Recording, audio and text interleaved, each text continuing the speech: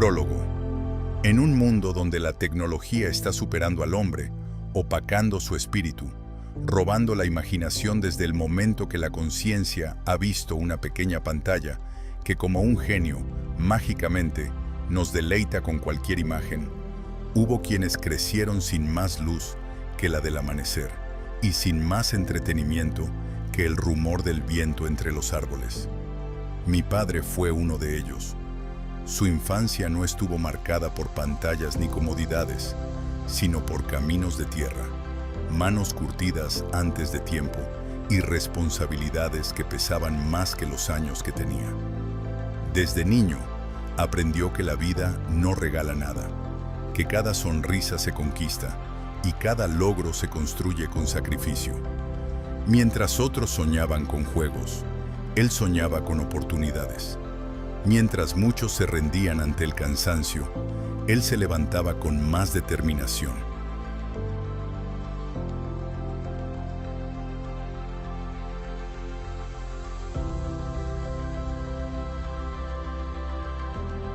Esta historia es el testimonio de una lucha silenciosa contra un destino que parecía empeñado en ponerlo a prueba. Es el relato de alguien que convirtió las adversidades en impulso y los tropiezos en lecciones. Mi padre no desafió al mundo con ruido, sino con constancia. No conquistó con palabras, sino con hechos. En tiempos donde lo inmediato parece tener más valor que lo eterno, su vida nos recuerda que el verdadero progreso no se mide en tecnología ni en pantallas brillantes, sino en la fortaleza del espíritu, en la nobleza del corazón y en la capacidad de levantarse una y otra vez. Esta es la historia de un hombre que, contra todo pronóstico, decidió no rendirse jamás.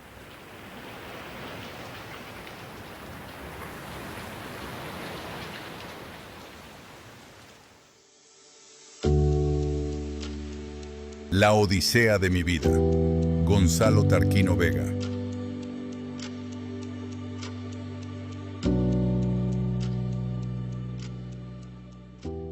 Este libro no se escribe para decir adiós, se escribe para recordar que hay vidas que continúan hablando, aun cuando el tiempo ha pasado y el silencio parece ocuparlo todo.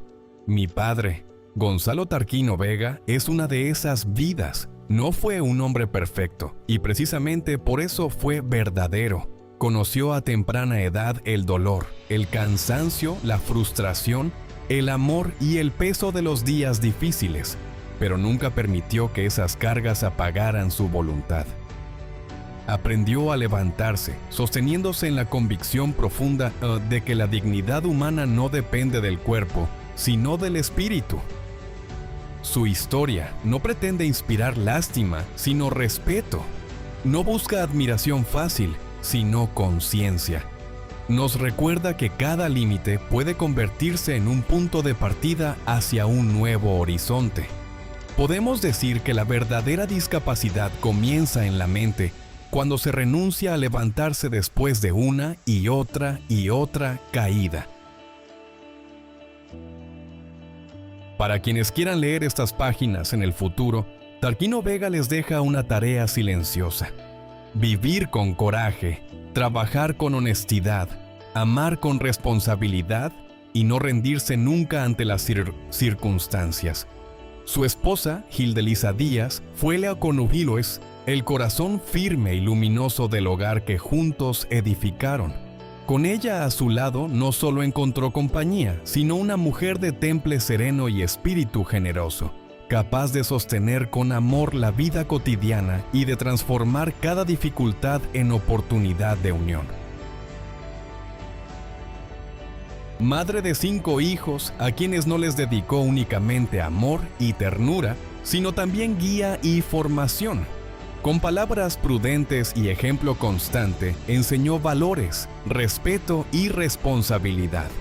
Su sabiduría, natural y profunda, no provenía solo de los libros, sino de su intuición y de una sensibilidad especial para comprender el corazón humano. Quienes la conocieron recuerdan su carisma sencillo, su sonrisa franca y su capacidad de escuchar. Era una mujer que irradiaba paz. Su presencia armonizaba el hogar y fortalecía los lazos familiares. Abnegada sin perder su dignidad, fuerte sin dejar de ser dulce, supo equilibrar el carácter firme con la comprensión maternal. Nosotros, sus hijos, estamos muy agradecidos por haber tenido unos padres maravillosos.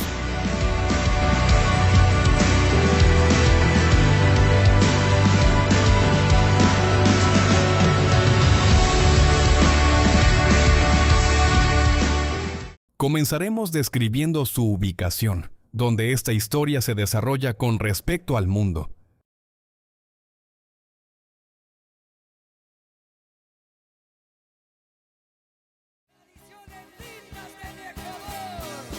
Van bajando por el cerro Cuyayay, ha llegado el Inti Raymi Cuyayay. Van bajando por el cerro Cuyayay, ha llegado el Inti Raymi Cuyayay. Ubicación y geografía. La Tacunga es una ciudad ubicada en América del Sur, en el país de Ecuador, que se encuentra justo sobre la línea ecuatorial, es decir, en el centro del mundo. Está situada en la región andina, entre montañas altas y valles fértiles, a unos 2.850 metros sobre el nivel del mar. La ciudad forma parte de la provincia de Cotopaxi y se localiza al centro del país, lo que la convierte en un punto estratégico de conexión entre la sierra, la costa y la Amazonía. Su clima es frío templado, con días frescos y noches frías. El volcán Cotopaxi. Uno de los rasgos más importantes de la Tacunga es la cercanía al volcán Cotopaxi. Es uno de los más altos del mundo. Con su forma cónica y su cima cubierta de nieve, el Cotopaxi es un símbolo natural del Ecuador y una referencia mundial. Este volcán influye directamente en el paisaje de la región, la fertilidad de los suelos, ideales para la agricultura, la historia y la vida cotidiana de sus habitantes. A lo largo del tiempo, el volcán ha sido tanto una fuente de admiración como de respeto, ya que sus erupciones han marcado la memoria colectiva de la ciudad.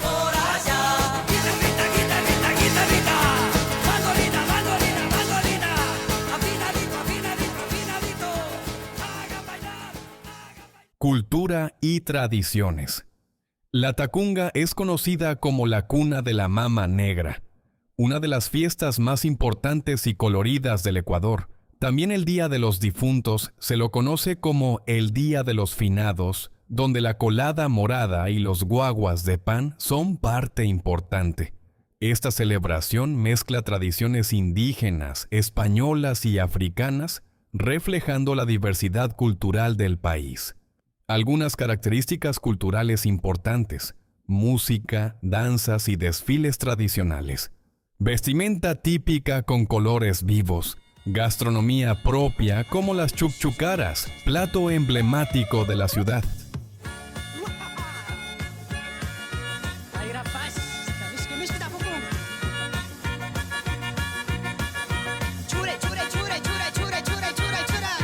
La cultura latacungueña está muy ligada a la tierra, al volcán y a la fe, combinando respeto por la naturaleza con alegría y sentido de comunidad. En esta historia juega un papel importante reconocer lugares como Alaques. Es un pueblo antiguo de la provincia de Cotopaxi, Ecuador, ubicado cerca de la ciudad de La Tacunga. Su origen se remonta a la época precolombina, cuando fue habitado por pueblos indígenas andinos dedicados principalmente a la agricultura y al trueque. Con la llegada de los españoles, Alaques se organizó como un poblado colonial alrededor de la iglesia y la plaza central, siguiendo el modelo típico de los pueblos andinos. Desde entonces, la fe religiosa ha sido un elemento importante en la vida de la comunidad. Entre sus características más importantes destacan su clima templado y frío, propio de la sierra, la fertilidad de sus tierras, ideales para el cultivo de maíz, papas, cebada y hortalizas, sus tradiciones culturales y fiestas religiosas que fortalecen la identidad del pueblo, la amabilidad y sencillez de su gente, que conserva costumbres ancestrales. Su cercanía al volcán Cotopaxi influye tanto en el paisaje como en la vida diaria. Dentro de la parroquia de Alaques está Laigua Bellavista, que es una aldea que combina historia, trabajo agrícola y tradición, manteniendo vivas sus raíces y su espíritu comunitario a lo largo del tiempo. La vida de Gonzalo Tarquino Vega no fue bien una travesía marcada por giros inesperados, decisiones valientes y encuentros que dejaron huella. Desde sus primeros años, el destino parecía ponerle pruebas y oportunidades con la misma intensidad, invitándolo siempre a avanzar, aprender y a reinventarse.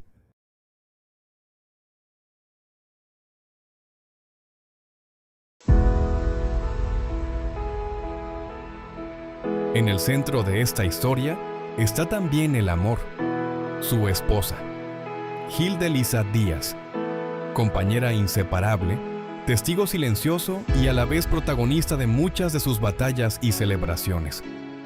Juntos caminaron por senderos inciertos, compartieron sueños, enfrentaron pérdidas y celebraron conquistas pequeñas y grandes, demostrando que la verdadera aventura de la vida no se vive en soledad, sino en compañía. Estas memorias no buscan idealizar el pasado, sino darle voz a una existencia real, llena de sorpresas, caídas y levantadas. Aquí se narran viajes físicos y viajes del alma, momentos de humor y de profunda reflexión, riesgos asumidos y lecciones aprendidas con el paso del tiempo. Cada página es una invitación a mirar la vida con curiosidad, gratitud y valentía. A continuación tenemos los escritos de mi padre, T. Vega, como lo llamaban muchos quienes lo conocieron.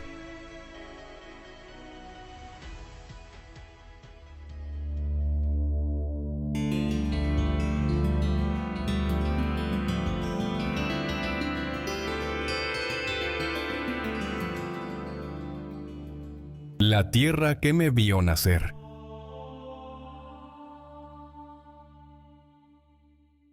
A pocos kilómetros de la ciudad de Latacunga, capital de la provincia de Cotopaxi, se encuentra el barrio de Laigua Bellavista. Allí nací en medio del verdor de los campos cultivados, un 19 de julio de 1933, como el último de 5 hijos. Mi madre, María Vega, viuda y con escasos recursos económicos, hacía todo lo posible para darnos lo mejor a cada uno. Mi primera escuela llamada Abdón Calderón, ubicada en la parroquia de Alaques, a 2 kilómetros de nuestra casa, por un camino de herradura muy accidentado, con pendientes pronunciadas de cangagua, un tipo de roca volcánica, y terreno arenoso. Las clases se impartían en 2 turnos, de mañana y de tarde, de 8 a 12 y de 2 a 5 de la tarde. Caminaba descalzo, expuesto a las inclemencias del tiempo, entre el sol abrasador y a veces el frío matutino bajo cero. Mi primer día de escuela fue muy difícil. A los 6 años, la distancia, el camino accidentado y las condiciones climáticas me resultaron muy duros para los pies. Recuerdo que mi hermano, Neptalí, me acompañaba. No muy lejos de la escuela ya no pude más y me negué a seguir caminando. Me senté en una roca a la sombra y empecé a llorar. Él me consoló, diciéndome que ya era un hombrecito y que tenía que seguir adelante. Esto me tranquilizó y me cargó en brazos. En los días siguientes fui superando las dificultades poco a poco hasta que la experiencia se convirtió en un placer. Me encantaba correr y correr sin importar los obstáculos, acortando las distancias y haciéndolas lo más rectas posible. Esto de correr se convirtió en un hábito y fue de gran ayuda en la dura lucha contra los desafíos del camino. Una tarde el granizo cayó por varias horas, cubriendo los campos con un manto blanco. Era tiempo de capulíes, una fruta silvestre similares a las cerezas, pero más pequeñas y en racimos grandes. Los árboles son frondosos y generalmente crecen a orillas del camino, brindando sombra en los días calurosos. El capuli es la fruta de mi predilección y estaba bien madura. Había caído sobre el blanco manto de granizo que cubría el suelo, adivinando el hambre que tenía. Mi obsesión fue recoger, comer y comer. Tan singular banquete, sin darme cuenta que mis pies desnudos se estaban congelando, apenas llegué a casa sin sentir la presencia de mis pies. Le avisé a mi madre al momento que me daba un beso de bienvenida. De inmediato tomo un par de cascajos, piedra pómez, los puso al fuego y luego a la planta de mis pies produciendo pequeñas ampollas que no las sentía hasta que poco a poco fueron recuperando su color. Desde temprana edad, antes del inicio en la escuela, comencé a entender mis obligaciones de trabajar para tener un sustento. Aprendí a labrar la tierra. Mi madre me regala mi primer corderito pequeñito y le solicito me permita en los pequeños lotes donde nunca antes fueron sembrados. Con la ayuda de mi hermano mayor César, se hacían los desmontes previo a la siembra de papas. Mi madre comienza a designarnos surcos en las sementeras que ella sembraba, los mismos que yo cuidaba con esmero, para obtener una mejor producción. Estos trabajos se hacían después de venir de la escuela, ayudar a mis hermanos en los quehaceres del campo, cumplir con mis deberes de estudios y comer. La noche cubría con su manto y se continuaba con el resplandor de las estrellas y la luna. En mis surcos casi siempre sembraba morocho y frijol por ser la planta más fuerte que el maíz. En una cosecha de papas fue una gran sorpresa para mi familia y los demás al encontrar una muy grande, de aproximadamente 3 libras. Fue única. Me sugirieron llevar al Ministerio de Agricultura como un trofeo, pero la falta de transporte y la distancia no pudimos. Antes de los 6 años de edad, asistí al primer grado. El profesor, señor José Vicente Chávez, fue un hombre especial.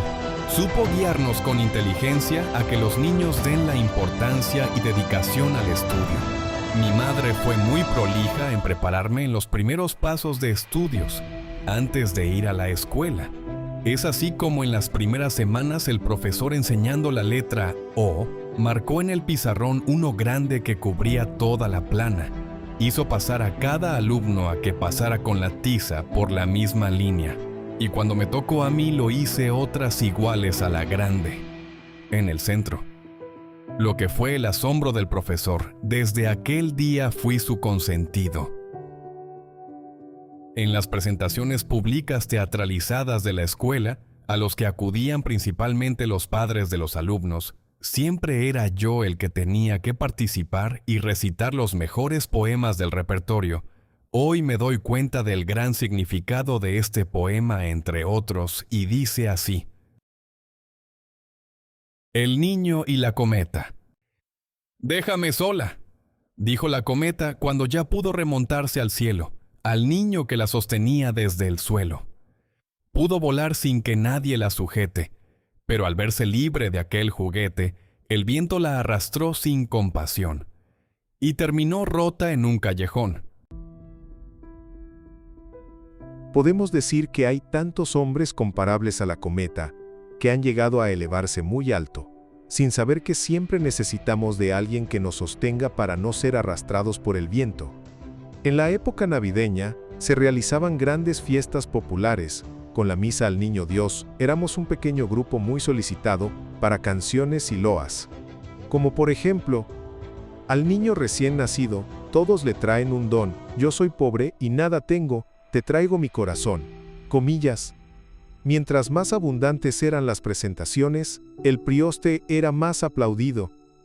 Toda la escuela de 6 grados funcionaba en una sola aula, separados en 3, por unas 2 gradas, que a la vez la parte superior servía de escenario para los actos cívicos y sociales, carecía de elementos prioritarios, como sanitarios, energía eléctrica y más.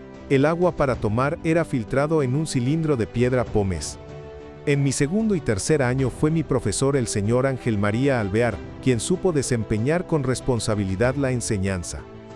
Me gustaba principalmente las matemáticas, y aconteció que en el tercer grado, les resolví una ecuación a los de sexto grado. El profesor dijo, esto que les sirva de ejemplo. Lleno de orgullo seguidamente, tomó una mesa y una silla, lo puso al centro de la escuela, lo sostuvo, me hizo subir, y me ordenó gritar a todo pecho golpeándome 3 veces. Yo soy el papacito en esta escuela para las matemáticas. Habíamos 2 alumnos que competíamos el primer puesto, Alfonso Tapia y yo. Teníamos una buena amistad, él delgado y yo gordito de igual presencia. Tenía una linda letra, que los profesores nos solicitaban que les ayude escribiendo en sus registros administrativos, con el objeto de tener mis propios recursos y administrarlos en mis necesidades. Con la experiencia que tenía con los cultivos del campo, comencé en la escuela a hacer mis negocios. Fui bueno para algunos juegos. El año escolar tenía distribuido por etapas los diferentes juegos. Comenzaba en octubre con la época de los cocos, eran unas bolitas del porte del capuli. Se hacía una bomba grande en el suelo y se ponía dentro la cantidad acordada, para sacar fuera con un rulimán el doble de grande. Conforme iba sacando se llevaba, yo, era muy bueno, le ganaba hasta mi profesor, compraba 100 y generalmente vendía más de 200 cocos. Luego venía el tiempo de los frijoles, habían unas grandes achatadas de vivos colores, esas eran las vacas que valían hasta 4 veces más. Igual se jugaba en una bomba, el sacar se hacía con una rodela de metal. Habían otros juegos hasta terminar el año escolar. En las fiestas patronales de la parroquia de Alaques, en honor a San Isidro Labrador, el santo patrono de los agricultores, se los realizaba con mucho entusiasmo, entre otros números sobresalientes. Eran los toros de lidia de pueblo, para que el público pueda torear. Los mismos que estaban engalanados con colchas bordadas a mano con bellos paisajes alusivos a la fecha.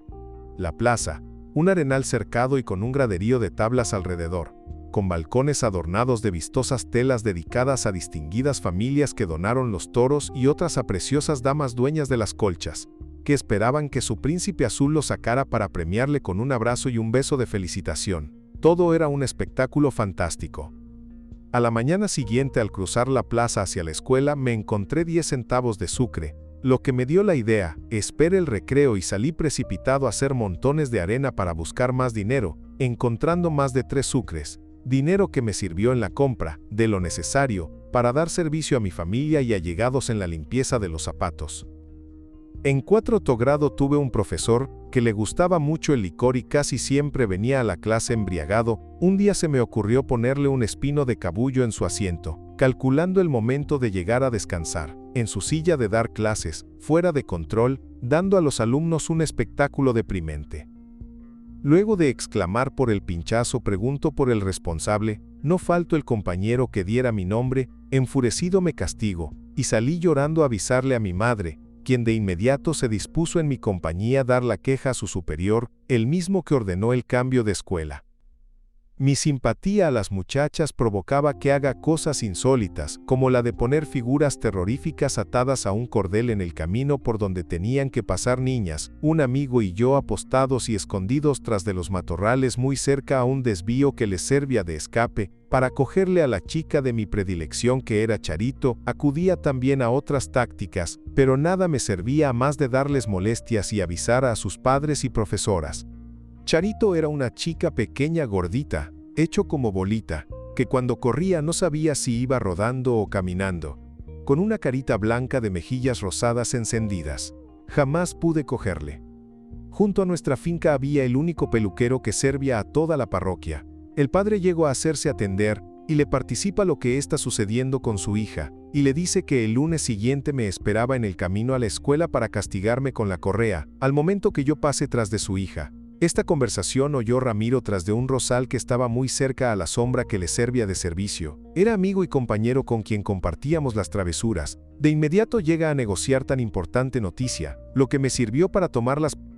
Así también la profesora señorita Cornelia Naranjo me llamó la atención de las quejas de Charito, diciendo deje de molestarle, que a ella le había prometido castigarme, pero como me estimaba me perdonó. El 5º y 6º grado fue mi profesor el señor El señor César Bisuete, que posteriormente pasó a ser mi vecino, un buen profesor entregado al cumplimiento del deber, tenía una hija Fabiola muy bonita de estatura normal con un cuerpo bien formado, que fue mi compañera, amiga y que nos simpatizábamos. Naturalmente no le gustaba a su padre, quien comenzó a llamarme la atención, el sabia, de mi dominio al estudio, pero un día me hizo pasar al pizarrón y me tomó la lección. Calculo que no sabia. Fue entonces donde se desquitó castigándome y yo como comprendí su molestia.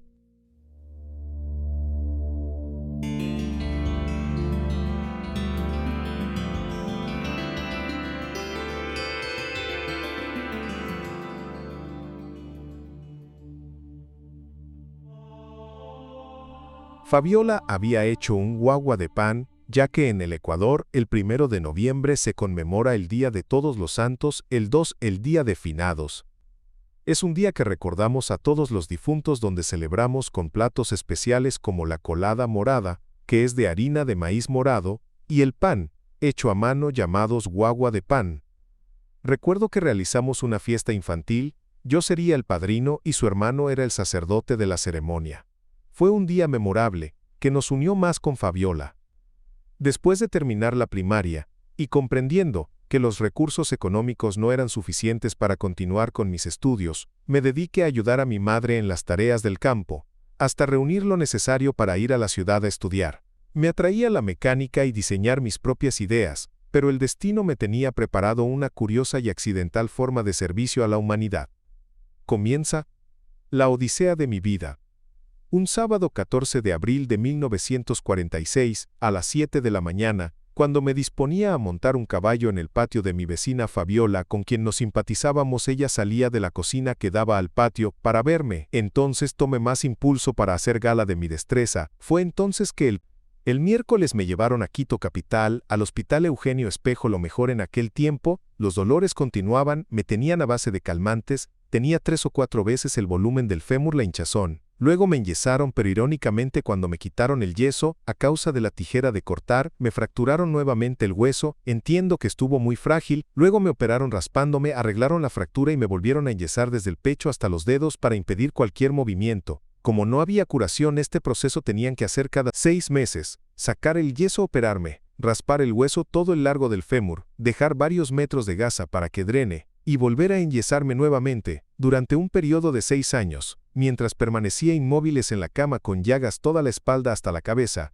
En algún momento, estando enyesado, entraron pulgas, se multiplicaron hasta que se presentó una infección que mojó el yeso y comenzó a desprenderse. Mientras tanto, las molestias eran infernales hasta que me sacaron el yeso. Mi vida transcurría postrado en cama del hospital, donde habían más de 40 enfermos ordenadas en 2 hileras de camas. Mis movimientos fueron limitados, pero tenía libre mis brazos y podía buscar la manera de aprovechar. Fue cuando aprendí a tejer sacos de lana gracias a los ofrecimientos de las monjitas que me atendían, que también supe corresponderles aprovechando mi buena letra, para hacer sus tareas de estudios y otros registros que deseaban guardar. Luego me dediqué a hacer pañuelos de única presentación, con tela de buena calidad, cambiaba los hilos con otros que combinaban de colores y terminaba sacando otros para hacer una labor de cortinaje todo el ruedo. La venta y la compra de los materiales me hacían las monjitas. Llegó un momento durante mi enfermedad donde recibí un promedio de 14 inyecciones diarias, hizo que la piel se endureciera y no acepte más introducciones de agujas, lo que hacía que aumentan el grosor.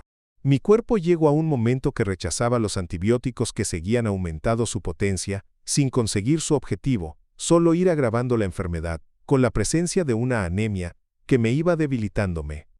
Pasaba mucho tiempo leyendo obras importantes que fueron de gran ayuda para no perder la moral. Recuerdo uno de ellos, de los 2 hombres troncos no tenían los brazos, el uno fue Animales feroces en el África, regresó a continuar con su pasatiempo, que lo hacía apoyando el arma en una horqueta de palo, clavándola en la tierra y el disparo con la quijada.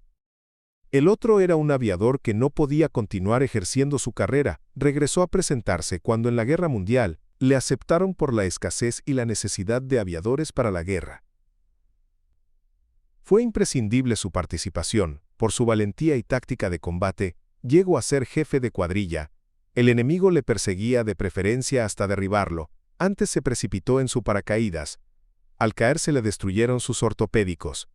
Es cuando él dijo: solo tengo que pedirle al gobierno unas nuevas prótesis. Había el periódico El Sol como diario, que publicó un cuarto de página mi situación, informándose un aviador inglés, quien se encontraba en Quito, vino al hospital trayéndome un transmisor construido por él y que había operado en la Segunda Guerra Mundial durante su participación, junto con un libro técnico de radioafición llamado Callbook, edición de 1937, es cuando comienzo a entender lo que es la electrónica. Posteriormente fue mi profesión. El tiempo continuaba su marcha y solo me mantenía mi fe. Por herencia fui católico y esperaba que algún momento sucedería un milagro. Estaba informado que la Virgen de Lajas, que se encuentra en Ipiales, Colombia, era la más milagrosa. Sobraba los comentarios de la gente que viajaba y se encontraban satisfechos de la atención. Comencé a pedirle en mis oraciones y luego pensé que fuese necesario una visita, una romería. Tenía 50 sucres de obsequios parciales que en ocasiones mis parientes que me visitaban. Entonces le solicité a una prima llevara el dinero a un joyero para hiciera un par de piernas. Con lo que alcanzara esa cantidad de dinero cuando me las trajo, fueron unas 2 figuras de plata pequeñas planas de unos 4 centímetros de largo. Posteriormente con mi hermano Neptal hicimos el viaje al Santuario de las Lajas, una iglesia muy linda de 3 naves, construida en un peñasco de piedra al filo del río con una profundidad de alrededor de 200 metros que sirve de lindero entre Ecuador y Colombia, con un ancho puente peatonal que sirve para dar cabida a la gente que no alcanza en la iglesia durante los ritos religiosos. Es un extenso graderío para bajar a la iglesia en la última grada a un costado de la iglesia. Hay una buena cantidad de bastones, muletas y otras ayudas de los enfermos que han dejado. Pasé la noche en el puente recibiendo el viento helado como parte de mi concentración de fe y sacrificio. A las 5 de la mañana abrieron la iglesia previa a la primera misa. Entré para continuar en mis oraciones. Con la unción del caso asistí a la misa, comulgué y luego me puse a la fila para entregar a la monjita que recibía los regalos de oro con perlas, dinero y más. Cuando llegó mi turno le expliqué y le di las figuritas. Cuál fue mi gran desilusión y sorpresa que cogió y con gesto reprochable lo botó a un lado aquellas piezas que tanto sacrificio me costó. En ese momento cruzaron muchas cosas por mi mente y por mis mejillas bajo lágrimas de sentimiento. Fue entonces cuando comencé a entender mejor las cosas de la vida y a cambiar mi forma de ser con respecto a la religión, a escudriñar la verdad, dio un nuevo giro a mi moral y buscar una nueva afirmación de fe y esperanza. Esto me motivó para inclinarme más a la lectura a tal punto que, estando leyendo me quedé ciego, fue un grave susto, pedí auxilio y llamaron al médico de turno, quien me explicó que me tranquilizará, que es por la fuerte anemia que soportaba. Me pusieron unas cuantas inyecciones, y en los días siguientes fui normalizándome. Me prohibieron la lectura hasta que vieran una recuperación para autorizarme. El tiempo pasaba y yo sin solución, miraba por la ventana, cómo los niños se divertían, cómo la gente transitaba, recordaba mi niñez, los juegos, las fiestas. Una ocasión tenía un campesino analfabeto junto a mi cama, que estuvo largo tiempo. Siempre me solicitaba que le des, escribiendo las cartas a la familia de Cayambe, una ciudad distante, y tenían dificultad de viajar a visitarle. Una vez solicito que le traigan un pollo preparado, y yo le puse 2 el otro para el que me escribe las cartas. Lastimosamente no surtió efecto, pero me participo del uno que le trajeron. Son anécdotas que sucedieron. Después de una de las operaciones últimas me indicó el doctor que la única solución era la amputación de la pierna, lo que le informé a mi madre, la misma que no aceptaba. Esta minusvalencia sucede que llega el doctor Augusto Bonilla del exterior, como experto en trasplantes de hueso, y mi madre de inmediato acude a solicitarle que me salve la pierna. El doctor le indica que sacando el peroné, que no sirve de mayor apoyo de la pierna sana, que es la derecha, yo quedaría con las 2 piernas bien. En cuanto UD le autorice a realizar la operación, sin demora el doctor de inmediato realizó la operación. Al terminar la operación yo me encontraba enyesado las 2 piernas desde el cuello hasta los pies para que no haya el menor movimiento.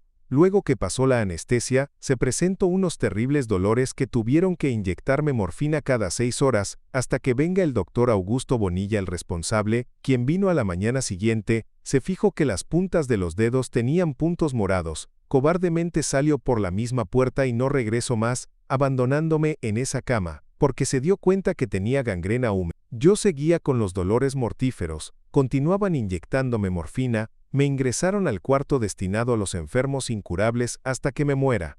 Me pusieron en una cama inclinada a 45 grados con un recipiente apropiado, para que caiga allí una sustancia gelatinosa y los pedazos de carne negra como el carbón que se desprendían. Durante unos 30 días, En los intervalos de morfina a morfina, fueron unos llantos lastimeros que se oía a la distancia. En una tarde cuando comenzaba el dolor después de inyectarme la morfina, de pronto sentí un silencio sepulcral. No me dolía nada, tenía una paz y una alegría indescriptible. Entonces me dije, esta es la muerte. Me pellizqué el muslo fuerte y no sentí dolor. Con gran esfuerzo me incliné un poco más hacia adelante y comencé a hacer funcionar mi cerebro lo más que pude, concentrándome y cuidándome de no cerrar los ojos ni perder el conocimiento. No sé qué tiempo pasó, pero poco a poco comenzó a haber ruido en el cuarto a reanudar el dolor. Llamé al enfermero, que me ponga la inyección y poder descansar.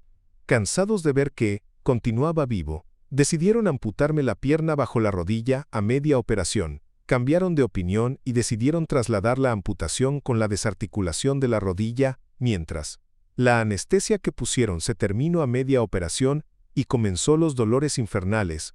Como no me podían poner más anestesia, tuvieron que amarrarme y con analgésicos terminar la operación. Cuando regresé de la sala de operaciones, la sorprendente alegría fue ver una cama muy bien arreglada. La recuperación fue bastante lenta y molestosa, con la ventaja que terminó la gangrena húmeda de la pierna derecha, que estuvo completa y sana un mes atrás, mientras la gangrena seca de la pierna izquierda con la osteomielitis continuaba su proceso muy lento, con el gran problema que ya no había hueso que raspar, por lo delgado y débil que estaba. Fue muy difícil entender lo que estaba pasando conmigo. La falta de información, la incógnita de los médicos de encontrar una solución, no se atrevían a participarme por lo difícil del caso. Esta situación duró más de un año, hasta que en una visita médica del doctor Luis Rengel Sánchez, mi médico desde el comienzo, muy temeroso le pregunté, que me indicara la realidad mía, no importa qué tan dura sea, pero que saber si había alguna esperanza de recuperarme, para continuar luchando. No quería aceptar una derrota después de tanto sufrimiento, no quería darme por vencido. Un corto silencio, como que se le anudaba la garganta, y luego me explicó que no había otra solución que amputar la otra pierna, y cuanto antes mejor, porque había el peligro que la enfermedad continuara hacia arriba a la columna vertebral, luego al cerebro. Me dijeron que lamentablemente para esa operación se necesita 10 pintas de sangre, 6 gran plasmoides, sueros y más antibióticos que el hospital no los tenía. La operación consistía en la desarticulación de la pierna izquierda desde el fémur, es decir, terminó diciéndome, mi cuerpo estuvo resistente a la penicilina y remicicina, y más, ya no hacía ningún efecto, por la cantidad que me inyectaron. Se necesitaban nuevas medicinas más fuertes y más eficaces. La carencia de recursos de mi familia impedía enfrentar los gastos. Solo mi hermano César me ofreció una pinta de sangre. Sin posibilidades económicas para enfrentar los gastos, me invadió una tristeza profunda. Las noches eran interminables, pero siempre pensando y pensando en alguna solución. Una noche decidí escribir cartas a las instituciones y personas influyentes, participándoles mi problema. A la monjita de confianza, le pedí que me ayudara con los nombres y direcciones de posibles candidatos, y así comencé a escribir y a escribir, participándoles mi problema. De todas fue una que tuvo respuesta, el doctor Miguel Ángel Iturralde Coterráneo, presidente de la Cruz Roja Ecuatoriana y director encargado de los laboratorios Life del Ecuador. Una tarde pasaba el umbral de la sala un señor de mucha presencia, preguntaba a una monjita, quién era Tarcuno Vega. Luego de identificarse, vinieron juntos hasta mi cama explicándole quién era yo, mi problema y lo que se necesitaba. Luego de escuchar con atención y dialogar, le dijo, todo corre de mi cuenta. Mis sentimientos fueron únicos y de mis ojos derramaron lágrimas, diciéndoles procedan a hacer lo que tienen que hacer y me avisan antes, para suministrar de acuerdo a las necesidades. No supe cómo expresar mis agradecimientos. Luego de los preparativos y la participación al doctor Iturralde, la víspera de la operación a las 5 de la tarde vino trayendo entre sus brazos lo emergente inicial de las medicinas, y poniendo en el velador diciendo, cuida como tu propia vida hasta mañana, por temor a cualquier problema. Agradecí y nos despedimos. Me dijo suerte muchacho y salió. Mi alegría era indescriptible sentir que se estaba haciendo realidad. A la mañana siguiente, muy preocupado, pero decidido a enfrentar lo que pueda suceder, me llevaron a la sala de operaciones al momento que repicaban las campanas de la iglesia del hospital. Un equipo de médicos y practicantes esperaban en el quirófano. Una torrencial lluvia caía en las afueras, que pude observar a través de los ventanales del pasillo. Mientras me llevaban rápidamente a la sala de operaciones, aproveché para decirles una vez más a los médicos que soy un muchacho con deseos de vivir y les prometo que no les defraudaré, haré lo imposible por servir a la comunidad y a mi patria, confío en vuestra capacidad y buenos sentimientos. El anestesiólogo se apresuró a ponerme la máscara, ante la impaciencia del equipo de cirujanos para dar comienzo a su inusual labor, pero para el asombro, yo no dormía, pasaba el tiempo y nada. Mi cuerpo estaba ya acostumbrado a tanta operación y presentaba resistencia a la anestesia, mientras me ponían 3 pintas de sangre al mismo tiempo por los 2 brazos y en la yugular. Tenían que buscar rápidamente algo complejo para anestesiarme aún a riesgo que fuese fatal. Resolvieron mezclar 3 ingredientes fuertes, entonces surtió efecto y me trasladé a lo desconocido. Ingresé el viernes a las 9 de la mañana y cuando desperté, fue lunes cerca del mediodía con una sed devoradora, el corazón se salía del pecho, en medio de una infección, la temperatura que parecía que se avecinaba el infierno.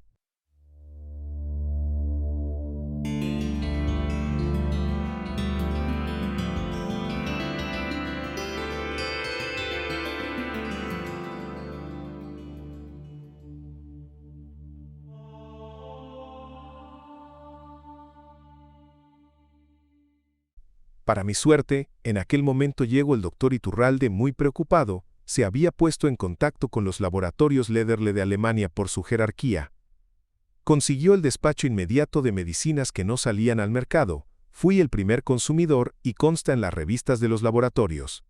También gracias a la ayuda de los radioaficionados junto con el doctor Iturralde. Los días posteriores fueron de recuperación, con la gran preocupación de cómo caminar, desconocía la existencia de piernas artificiales, me puse a la difícil tarea de encontrar alguna solución, yo no sé cómo y sin ninguna base, pero recuerdo la promesa a mi madre, salí de mi casa caminando y regresaré a casa caminando, algo que en mi situación la época aquella era una tarea imposible de cumplir, solo abandonado en un hospital, sin movilización y sin recursos, pero siempre con el deseo vehemente de volver a caminar. Necesitaba estudiar y trabajar. El doctor Enrique Berto era un abogado judío alemán, que prestó sus servicios en un barco hospital durante la Segunda Guerra Mundial, donde tuvo la oportunidad de ver prótesis. Cuando llegó al hospital y vio en mí que la una era desarticulación completa, comenzó las evasivas, a lo que le pedimos que lo tome como un reto personal a su capacidad, diciéndole los alemanes no se rinden, a lo que aceptó. Gracias a la ayuda de mi madre y la trabajadora social junto con otras instituciones. Hubiese querido tener ahora mi diario en donde escribía mis memorias, porque sabía que serviría de ejemplo de fe y perseverancia, pero lastimosamente cuando estuve en el hogar de protección, y como no tenía ninguna comodidad, en una noche que hizo un fuerte frío que me congelaba mis huesos.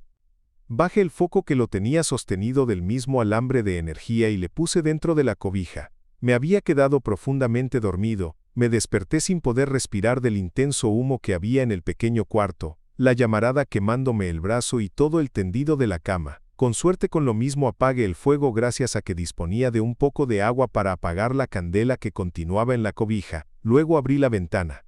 Es cuando se quemó todos mis apuntes y no volví a escribir hasta hoy.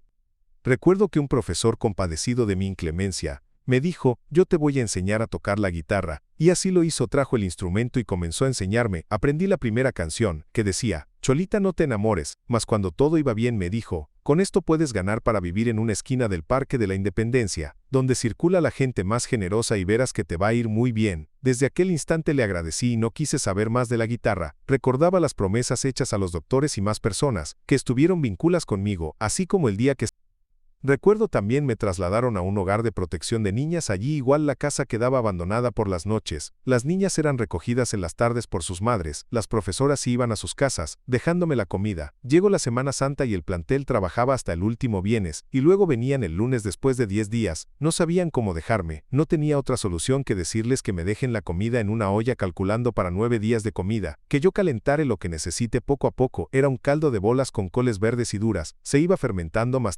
después del segundo día, se iba fermentando, mas tenía que seguir comiendo por el hambre. El tiempo inexorable continúa su marcha y el mañana es incierto. Siempre entendí que tenía que prepararme, elegir una carrera que se ajuste a mi situación y necesidad. Unos decían zapatería, otros sastrería etcétera, pero recordé la electrónica. Me informaron que solo en Quito hay el Colegio Central Técnico del Estado. La trabajadora social me acompañó a una cita con el doctor Adolfo Jurado González, ministro de Bienestar Social, quien comprendió y me otorgó una beca y me dijo: si algún problema tengo, de inmediato le llame su teléfono privado, y me dio el número de su teléfono, que lo mantenga en reserva, con la recomendación del señor ministro para una En las 2 noches que dormí en una sala general con los demás internos, me hicieron sentir muy mal, tanto por el ver sacarme las piernas ortopédicas.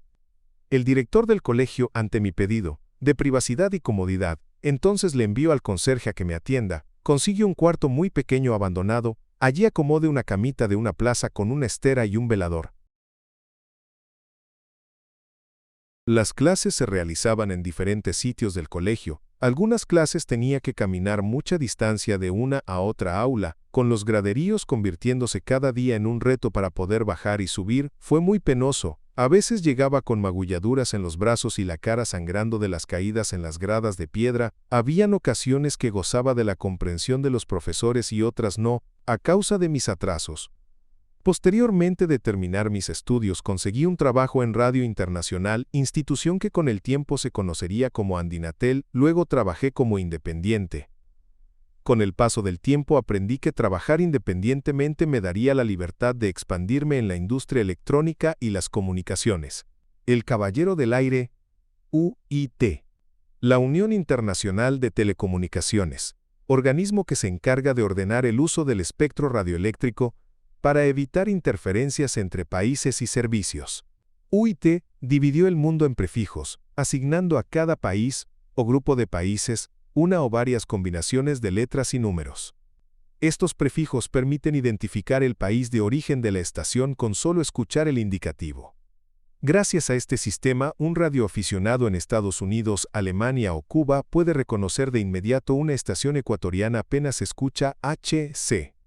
Es un verdadero lenguaje universal, donde cada indicativo cuenta una historia de origen, pertenencia y legalidad.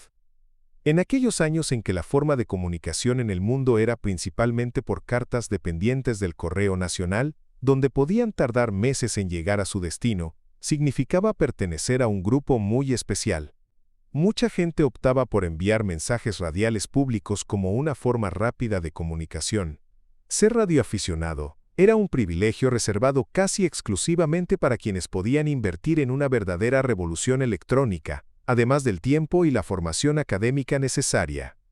Para obtener una licencia de radioaficionado, los interesados debíamos ser capaces de construir un transmisor desde cero, explicar su funcionamiento y dominar el código Q, un sistema internacional de abreviaturas de 3 letras, todas comenzando con la Q, creado para facilitar la radiocomunicación telegráfica y de voz. Este sistema permite transmitir mensajes complejos, preguntas y respuestas de manera rápida y precisa, superando barreras idiomáticas en los ámbitos marítimo, aeronáutico y radioaficionado.